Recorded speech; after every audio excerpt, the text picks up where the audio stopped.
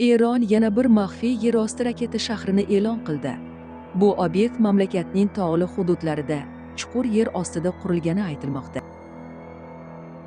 Mutaxassislar ma'lumotlariga ko'ra, bu yer osti bazasida 50-70 ta raketa joylashtirilgan bo'lishi mumkin.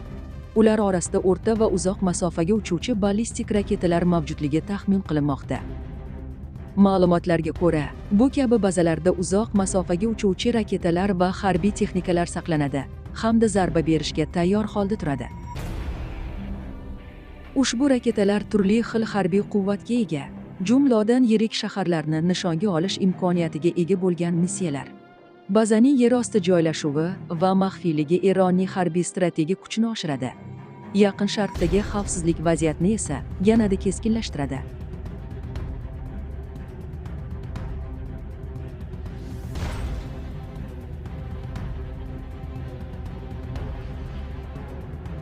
Mutaxassislar bunday bazalar Eronning geosiyosiy va harbiy ta'sirini kuchaytiradi.